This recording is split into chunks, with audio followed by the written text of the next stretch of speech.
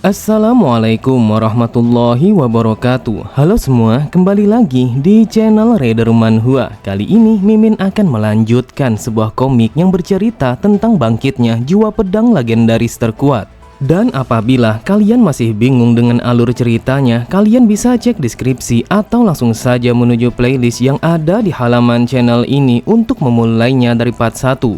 Tanpa basa-basi lebih jauh, mari kita masuk di part 90. Cerita dimulai. Terlihat Wonwi langsung berjalan mengikuti si botak untuk menuju kastil utama sang pemimpin Martial Heavenly. Wonwi bergumam, hal ini sama sekali tidak terduga. Bahkan aku pun tidak tahu mengapa dia memanggilku secara langsung seperti ini. Apakah mungkin kalau dia sudah mengetahui identitasku yang sebenarnya? Kemudian si botak berkata, aku sudah terlambat untuk memperkenalkan diriku kepadamu. Namaku adalah Chen Gapwon dan aku adalah sang pemimpin dari sekte Supreme Fist. Mendengar itu, Wonwi bergumam, sebenarnya sejak dari awal aku sangat ingin mengetahui identitasnya. Akan tetapi aku tidak menyangka kalau dia adalah salah satu dari sang pemimpin sebuah sekte yang berada di faksi ini. Lalu Wonwi berkata, aku kira Anda hanyalah seorang anggota yang bergabung bersama sekte Storm Shadow yang akan membantuku ke dalam kastil. Gapwon berkata, aku hanyalah seorang pengamat di dalam ujian itu. Lagi pula tidak ada sebuah sekte di dalam faksi ini yang bisa melaksanakan sebuah acara resmi tanpa adanya seorang pengamat dari sekte lain. Di sampingnya Iron berkata, dia mengatakan kalau dia adalah seorang pengamat di dalam ujian itu. Namun aku berpikir kalau semua sekte yang berada di faksi ini sedang mengawasi satu sama lain. Lalu dia adalah seseorang yang berpihak kepada sekte Martial Heavenly. Pada sisi yang lain, Sodam berkata, jika kita merangkum dari tatanan kekuasaan yang ada saat ini, maka mereka telah menjadi dua bagian. Saat ini, sekte Martial Heavenly telah bergabung bersama sekte Supreme Fist. Kemudian, lawan mereka adalah sekte Storm Shadow yang sudah pasti telah bergabung bersama sekte Neptune. Mendengar itu, Wonwi bergumam, meskipun yang kau katakan memanglah masuk akal, akan tetapi masih terlalu cepat untuk menyimpulkan sesuatu yang seperti itu. Namun, Wonwi begitu heran ketika mereka tidak memasuki kastil utama sakti Martial Heavenly. Akan tetapi yang mereka tuju adalah sebuah kuil yang berada tepat di belakang kastil utama. Sesampainya di hadapan kuil itu, terlihat Gapwon langsung berpaling meninggalkan Wonwi sembari berkata, saat ini aku harus kembali untuk mengawasi menara kastil. Jadi masuklah sekarang juga karena sang pemimpin Martial Heavenly telah menunggumu di dalam sana. Wonwi berpikir, aku yakin kalau itu hanyalah sebuah alasan karena dia tidak menemaniku sampai ke dalam sana. Dan ini sudah sangat jelas kalau dia memang memiliki sebuah hubungan dengan sang pemimpin Martial Heavenly. Meskipun Wonwi begitu waspada, akan tetapi ia tetap berusaha untuk memasuki kuil itu. Wonwi bergumam, sejak dari awal dia memang berniat untuk membuatku memasuki kuil ini hanya seorang diri. Di saat itu, yang ia lihat kalau di dalam sana ada sebuah altar yang dikhususkan untuk pemujaan kepada para dewa. Lalu tepat di hadapan altar itu, terlihat seorang pria tua berjubah panjang dengan tangan ke belakang. Melihat orang itu, Wonwi berpikir, sudah aku duga kalau ini adalah kuil karena aku mencium bau dupa yang sangat menyengat seperti ini. Kemudian orang itu sudah pasti adalah Cheon Museong. Lalu hawa kehadiran orang lain yang aku rasakan dari luar sudah pasti datangnya dari orang ini. Yang aku perhatikan, sepertinya dia memiliki sebuah kemampuan yang sangat mirip dengan diriku karena dia sudah membuka dantian tengahnya. Mengetahui kalau Wonwi telah berdiri di belakangnya, Museong berkata, yang aku dengar kalau kau berhasil lolos dalam ujian pertama sekte Storm Shadow.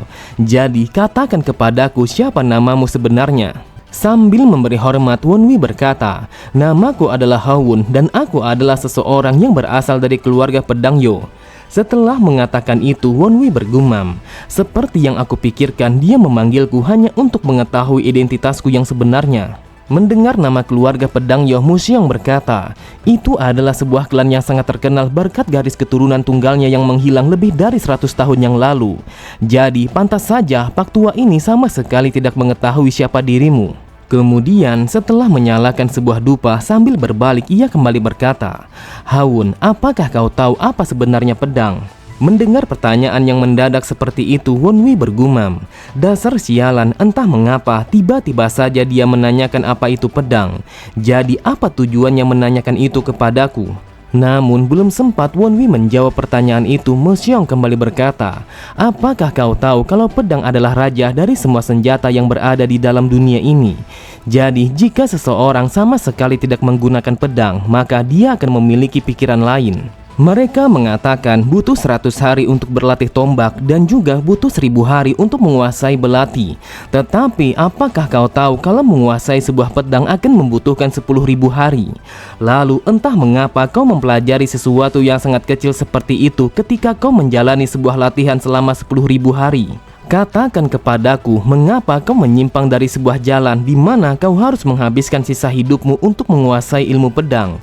Apakah kau tuli sampai-sampai kau tidak bisa mendengarkan sebuah ratapan dari semua pedang yang kau bawa saat ini? Dengan kesalnya Sodam berkata, dasar sialan, apa yang dikatakan orang tua ini sampai-sampai dia mengatakan kalau kami sedang menangis. Di bawahnya Iron berkata, meskipun Master Ho Jiangdai adalah seseorang yang sangat suka kepada pedang, akan tetapi orang tua ini sangatlah berlebihan dengan kesukaannya terhadap sebuah pedang. Mo Xiong kembali berkata, yang kau butuhkan saat ini bukanlah hanya sekedar ilmu bela diri baru, akan tetapi yang kau butuhkan adalah seorang master yang akan mengajarimu. Yang aku lihat, kau sangat membutuhkan seorang master yang bisa membawamu ke tingkat ilmu pedang yang jauh lebih tinggi. Jadi, maukah kau menjadi muridku karena aku akan mengajarimu segala sesuatu yang berkaitan dengan pedang? Mendengar tawaran Mo Xiong, terlihat Wonwi langsung mengepalkan kedua tangannya sembari berkata, wahai master, sebenarnya aku pun sangat menghargai tawaran Anda. Akan tetapi, jika aku mengabaikan ujian itu, maka aku akan menjadi tamunya Sekte Storm Shadow selama 3 tahun. Mo Xiong berkata, asal kau tahu, Sang Dewa Angin sama sekali tidak ada niatan untuk mengambil seorang murid ataupun penerusnya. Apakah kau pikir hal ini masuk akal kalau dia mengadakan ujian ini hanya untuk memilih seorang murid? Lagi pula, apakah kau pikir kalau kau akan bisa mengalahkan Li Zhongyom, seseorang yang dianggap sebagai salah satu bintang masa depan aliansi Murim? Haun, dengarkan aku baik-baik, tidak ada satupun dari mereka yang akan berhasil melewati ujian itu karena mereka akan mencari cara bagaimana menggagalkan para peserta yang mengikuti ujian ini. Jin Xiongbaek mengadakan ujian ini hanya untuk meningkatkan kekuatan sekte mereka. Jadi, apabila kau mau bergabung bersamaku dan menjadi murid pribadiku, maka aku akan melindungimu dari bajingan itu. Wonwi bergumam, meskipun aku tahu tentang masalah ini, akan tetapi tujuan utamaku adalah untuk bertemu dengan ayahku.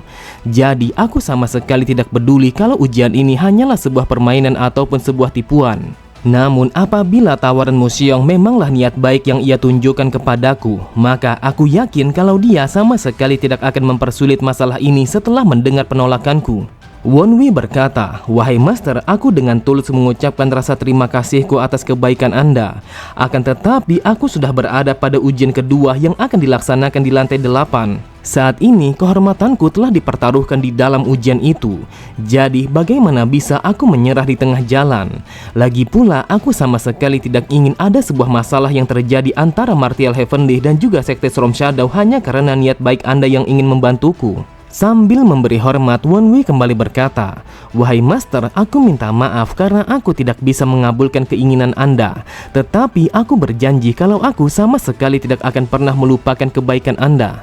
Namun tiba-tiba saja Wonwi sangatlah terkejut ketika lantai yang berada di bawah kedua kakinya langsung terbuka begitu saja, sehingga membuatnya langsung terjatuh ke dalam lubang rahasia itu. Melihat Wonwi yang terjatuh, Mo Xiong berkata, Haun, dengarkan aku baik-baik, aku akan memberikanmu waktu untuk berpikir karena ini adalah sebuah kesempatan langka yang bisa kau dapatkan satu kali dalam seumur hidup. Jika kau berada di dalam situasi di mana kau perlu menerima tawaranku, maka hal itu sudah pasti akan merubah pikiranmu. Jadi istirahatlah di dalam sana selama beberapa hari dan pikirkan tawaran ini dengan sebaik mungkin. Terlihat pintu rahasia itu kembali tertutup setelah Mo Xiong yang melepaskan sebuah lilin yang berada di atas meja. Tepat di sampingnya, setelah menyelesaikan meditasinya, Kang Munyok berkata, wahai master, jujur saja aku meragukan sebuah kemampuan yang dimiliki oleh anak itu. Aku berpikir kalau dia adalah seseorang yang tidak layak untuk menjadi salah satu dari murid Anda. Mo Xiong berkata, Munyok, apakah kau tahu kalau dia telah membuka sebuah energi yang disebut sebagai 3 energi harta karun? Bahkan dia juga telah mewarisi teknik berpedang dari keluarga pedang Yo yang sangat terkenal itu. Wajar saja kalau kau tidak bisa merasakan energinya karena kau sama sekali belum bisa menyelesaikan penyempurnaan. Apakah kau tahu mengapa aku memanggilnya secara langsung untuk datang ke hadapanku? Awalnya aku berpikir kalau dia hanyalah seekor harimau, akan tetapi setelah aku melihatnya secara langsung, dia adalah seekor naga. Saat mendengar Munyuk yang bertanya apa yang harus mereka lakukan apabila anak itu tetap memilih untuk bergabung bersama Sekte Storm Shadow, dengan santainya Mu Xiong berkata, jika itu yang ia inginkan, maka kita sama sekali tidak memiliki pilihan lain selain mengurungnya sampai ia melepaskan sifat keras kepalanya. Munyuk, ketika efek racun dari dupa telah menghilang, maka turunlah ke lubang itu untuk menyegel energinya agar ia tidak bisa melarikan diri. Tepat di bawah pintu rahasia lubang itu, terlihat Wonwi telah bergantung bagaikan seekor laba-laba dengan menggunakan benang perak yang berada di tangan kirinya. Dengan kesalnya Sodam berkata, dasar sialan, berani sekali seseorang yang dipanggil sebagai master bela diri terkuat dataran tengah telah menjebakku di dalam sebuah perangkap yang seperti ini. Wonwi berkata, meskipun faksi tak tertandingi tidak terhubung dengan ortodok ataupun yunortodok, akan tetapi aku tidak menyangka kalau ini akan terjadi. Yang aku dengar kalau dia telah menggunakan dupa racun untuk melumpuhkanku. Namun aku bersyukur kalau racun yang berada di bawah sana tidak mencapai ketinggian ini. Saat mendengar Iron yang bertanya mengapa ia tidak menghancurkan langit-langit ruangan itu untuk pergi melarikan diri, Wonwi berkata, hal itu sangatlah mustahil karena energi yang aku rasakan bukanlah berasal dari sang pemimpin Sekte Martial Heavenly, melainkan dari Munyuk. Apakah kau tahu, sejak dari awal aku sama sekali tidak bisa merasakan energi Cheon Mu Xiong. Jika aku menggunakan kekuatanku untuk menghancurkan pintu rahasia ini dan dia masih berada di atas sana, maka hal itu hanya akan membunuhku. Jadi untuk saat ini yang bisa aku lakukan hanyalah bergelantungan di atas sini sembari menunggu efek racunnya yang menghilang. Beberapa saat kemudian, terlihat seorang penjaga telah memasuki ruangan itu dengan melewati sebuah pintu yang berada di sisi lain. Sambil berjalan ia berkata, aku rasa kalau racunnya sudah menghilang karena aku sudah menunggunya selama 2 jam. Namun orang itu begitu heran ketika menyadari kalau Wonwi sama sekali tidak berada di dalam ruangan itu. Ketika ia sedang lengah, tiba-tiba saja terlihat Wonwi langsung bergerak dengan sangat cepat dengan menggunakan benang perak untuk menyerang orang itu melalui titik butanya. Seketika itu juga orang itu langsung terjatuh ke atas tanah ketika Wonwi yang menyerang titik tekanannya sehingga membuatnya sama sekali tidak bisa menggerakkan tubuhnya lagi. Setelah menyegel pergerakan orang itu, Wonwi bergumam, yang aku dengar kalau mereka akan menyegel titik vitalku ketika racunnya sudah menghilang. Jadi menunggu waktu ini selama 2 jam adalah sesuatu yang sama sekali tidaklah sia-sia. Kemudian dengan tatapan mata yang tajam, Wonwi berkata, dengarkan aku baik-baik, saat ini aku memiliki beberapa pertanyaan yang harus kau jawab sekarang juga. Dan apabila kau menjawabnya dengan jujur, maka aku akan mengampuni nyawamu ini. Saat mendengar orang itu yang menolak memberikan jawaban, tanpa pikir panjang sedikit pun Wonwi langsung mematahkan jari kelingking orang itu. Lalu ia berkata, yang aku tahu semua orang akan mengatakan sesuatu yang seperti ini ketika dia berusaha untuk menutup mulut. Akan tetapi aku akan melihat apakah kau bisa menahannya ataukah tidak dan mengatakan yang sebenarnya kepadaku. Beberapa saat kemudian, terlihat Wonwi langsung terdiam ketika melihat ketangguhan orang itu yang berusaha untuk menutup mulutnya dengan serapat mungkin. Wonwi bergumam, dasar sialan, aku tidak menyangka kalau dia akan sekuat ini. Meskipun aku sudah mematahkan semua jarinya dan juga mencabut semua kukunya secara paksa, akan tetapi dia sama sekali tidak mengatakan sepatah kata pun. Aku rasa sebuah metode yang seperti ini sama sekali tidak akan bisa membuatnya berbicara. Kemudian ia pun langsung memberikan sebuah tendangan yang begitu telak kepada orang itu sampai-sampai ia pun langsung terlempar ke belakang. Di saat itu Wonwi berpikir kalau dia akan menggunakan cara yang lain, yaitu dengan menggunakan kekuatan mata ilusi. Wonwi berkata, jujur saja aku tidak menyangka kalau kau akan sekuat ini sampai-sampai aku pun tidak bisa membuatmu berbicara. Jadi aku sama sekali tidak memiliki pilihan lain selain membunuhmu sekarang juga. Namun tiba-tiba saja sebuah serangan langsung menghantam tubuh Wonwi sampai-sampai membuatnya langsung tersungkur ke atas tanah dalam keadaan yang tidak sadarkan diri. Terlihat orang itu langsung terdiam ketika menyadari kalau Wonwi telah dikalahkan hanya dengan 1 kali serangan saja. Tetapi ia begitu terkejut ketika melihat Mu Xiong yang berdiri tepat di hadapannya. Lalu Mu Xiong berkata, apa yang dilakukan oleh Munyuk sampai-sampai kau berada di dalam sini hanya seorang diri? Saat mendengar orang itu yang mencoba untuk menjelaskan kejadiannya, Musyong kembali berkata, "Pergilah sekarang juga dan katakan kepada Munyuk untuk datang ke hadapanku."